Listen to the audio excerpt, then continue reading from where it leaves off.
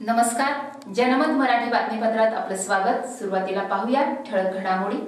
Sandeep Karnik police आयुक्त नाशिक शहर यांनी गुंडाविरोधी पथक यांना नाशिक शहरात वटसावित्री पौर्णिमा सणाच्या अनुषंगाने चेन स्नॅचिंग, टवाळखोरी कारवाई व अवैध शस्त्रे बाळगणाऱ्या इसमांवर लक्ष ठेवून कारवाई करण्याबाबत आदेशित केले होते। त्या अनुषंगाने प्रशांत बच्छाव, पोलीस उपायुक्त संदीप मेटके, सहाय्यक पोलीस आयुक्त यांच्या मार्गदर्शनाखाली गुंडाविरोधी पथक नाशिक शहरात अवैध शस्त्रे व सराईत गुन्हेगार चेक करून त्यांच्यावर वेळोवेळी कारवाई करत आहे। त्या अनुषंगाने दिनांक 10 रोजी गुंडाविरोधी पथकाने कारवाई करत वटसावित्री पौर्णिमा निमित्त गस्त करत असताना एक गावठी कट्टा व एक जिवंत काडतूससह एका इसमास जेरबंद केले आहे। इसम सतीश विष्णू खेत्रे, वय वर्ष 25, राहणार टाकळी रोड, नाशिक हा पान टपरीवर असताना पोलिसांची चाहूल लागताच तो मोकळ्या मैदानात पळून जाण्याच्या प्रयत्नात असताना पथकाने त्यास पाठलाग करून शिताफीने ताब्यात घेतले। त्याला ताब्यात घेतले असता त्याच्याकडे एक देशी बनावटीचे पिस्तल व एक जिवंत काडतूस असा एकूण 31,000 रुपयांचा मुद्देमाल मिळून आला।